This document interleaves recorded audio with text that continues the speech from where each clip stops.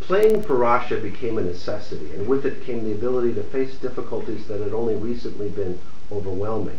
When she became angry or anxious, she would play. Her tensions would empty into her instrument and dissolve. It was as if by holding her flute, she no longer had anything to fear. All her troubles suddenly seemed manageable. When she played, her entire focus was on her flute, and on the world she and her instrument made. I felt like I was in a forest, all by myself, in a little cottage, with no people, no noise, nothing, she recounted. Mountains, sea, something pure blue, not like the Dead Sea. It was an escape to another world, a better world. I owned that world. For Rasha, even the military occupation seemed diminished. The conditions that we live under in the occupation affect our personalities. For instance, every time we turn on the TV, we see disturbing images. We hear news from Gaza, West Bank, Ramallah, Hebron.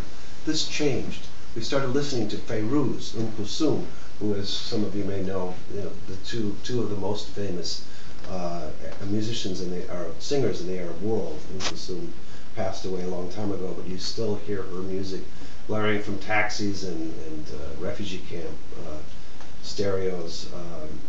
And she says everything changed, everything. So I'm just going to then go to this last short excerpt of Rasha's little sister, Alá and Rasha. One evening, riding home from a concert in Bethlehem, Alá, Rasha, and a few of their fellow musicians suddenly came upon a military barrier erected hastily in the road. Halt commanded a sign in Arabic and Hebrew. Just beyond, an olive-clad soldier was checking documents. Flying checkpoint, Rasha said. These were temporary barriers the military erected on the fly for the stated purpose of catching suspected militants and those without proper documents who might try to evade the fixed checkpoints, also known as random or surprise checkpoints. They were so ubiquitous that Alá and Rasha were never surprised to encounter them. It's normal, Alá said, getting back to this sort of normality, this normalcy of the occupation as children experience it. More than any single reality in Palestine, checkpoints defined life under occupation.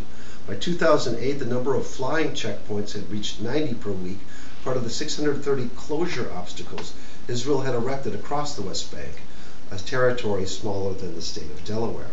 3/4 of the main roads leading into the West Bank's biggest cities and towns were now blocked or controlled by the checkpoints. Encounters at checkpoints could be deadly, but mostly for Alá and Rasha they were humiliating, dehumanizing reminders of who had control.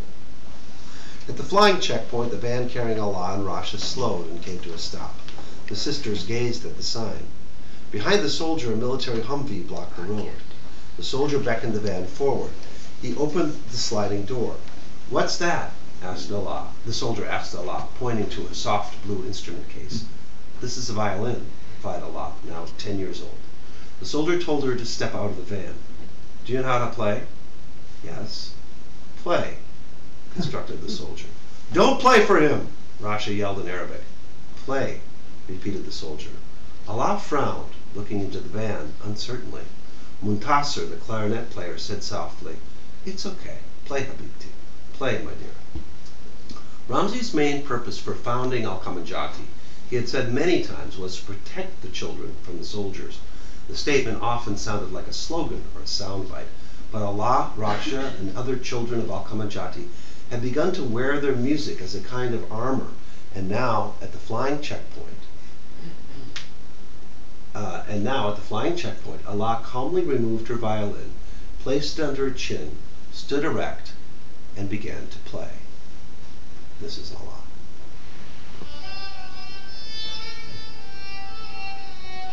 This is as loud as it gets.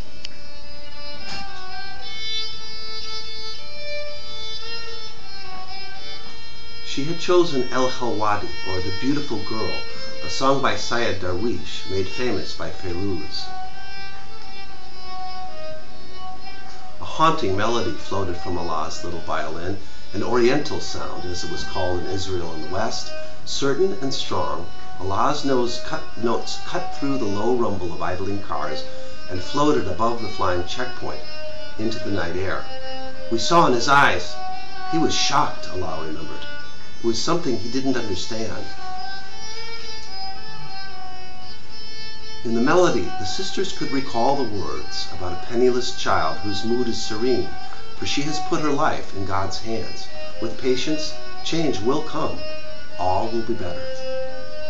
Rasha, staring intently from inside the van, felt a surge of pride in her little sister, playing unfazed. They claim that we are people with no identity, but Allah proved them wrong, she said. Music, Rasha believed, was not only a source of pride, it was a means of assertion, protection, and even at times, vengeance. Then the moment turned. Another soldier walked over to listen. He was smiling and seemed to be enjoying the impromptu concert. "I play too," he said when Allah finished. "May I try?" Another soldier asked Amir, the guitar student, if he could borrow his instrument. The soldiers began to play, smiling at Allah and her fellow musicians, who gaped at them in astonishment. Suddenly, to Rasha, the soldiers seemed like normal people. "I do not know how they can do something like this, but at the same time treat people so badly," she said, genuinely confused. "I don't know if they have two personalities or exactly how it works."